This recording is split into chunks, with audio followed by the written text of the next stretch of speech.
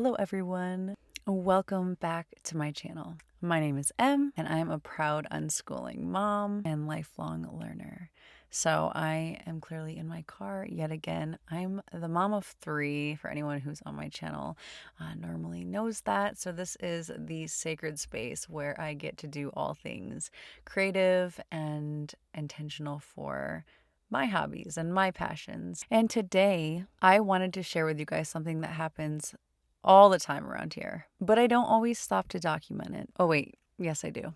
For those of you who don't know, we do a daily vlog on here to create videos to look back on and to connect with others who are living the same or are curious about our lifestyle. So if that interests you at all, click that subscribe button. We do vlogs almost every day. So today we'll discuss all the little, ordinary, amazing ways that my kids learned naturally this week as unschoolers. So technically last week, and I feel like there were so many examples, but here's just a few. No lesson plans, no curriculum, no worksheets, just curiosity, conversation, and connection. So let's jump into the magic that was last week. Okay, so first up, I was just minding my own business. I was reading something on my phone, and guess who was sneakily reading over my shoulder? Yep, and not only reading, but actually asking what certain words meant. Things like fascinated or relevant. Big words. And this sparked a whole little back and forth about what these words really mean with examples. This also happens while my 9-year-old is listening to music. She'll go on the lyrics and she'll just dive into the vocabulary that she's never heard before. And she looks at the spelling and it's quite something. And it was such a cool reminder that kids are always absorbing language, even when it looks like they're just snuggling up next to you. Meanwhile, my 3-year-old has been on a question spree lately. You know, those days where they just ask everything. So last week it started with a totally random question, or this actually might have been the beginning of this week. I can't remember. So much happens in our days. The question was, what is sloshing around in your belly? Like, what's that noise?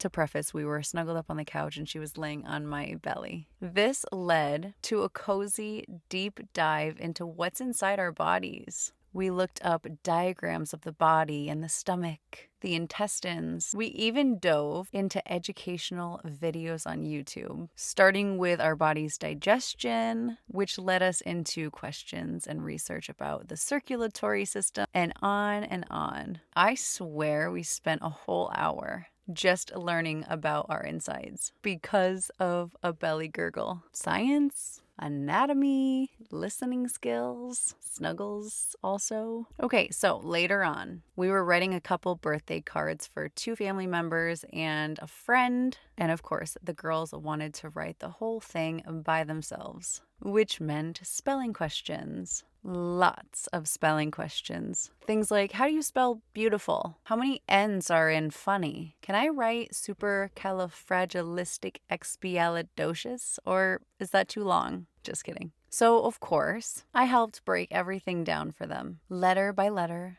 and sound by sound. And just like that, we had reading, writing, phonics, and even a little etymology thrown in, all while making Nana's day. And then came the best toddler moment. We were just chilling, and my toddler suddenly points to a letter and went, that's an for mom. She was so excited. This turned into an entire letter game. She started naming sounds, matching them with other letters, and before I knew it, she was spelling her own name out loud to the bingo song. You know the one. Laine, Laine,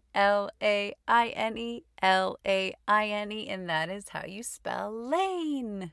Cue the proud mom tears. Letters, sounds, memory, rhythm, spelling, and joy. That's early literacy in action. No flashcards required. Okay, and finally, my favorite. I have to share this one because it made me so proud. So my kids wanted to go to our local jump park. It's like a local indoor trampoline park where it's like a warehouse and the entire inside is trampolines. It's awesome. So instead of me paying for it, they decided they wanted to earn money themselves. Cue the kid-led economic plan of the year. So here's what they did. They pooled together their weekly allowance. They used part of it to buy a few boxes of donuts from a store. They started selling these donuts to family and friends as fundraiser money for their jumping day. They sold the donuts for more money than they paid for them. Profit, baby. And then, I'm not even kidding you, together we Googled and found a discount for this trampoline park. So they had to spend less money and got to save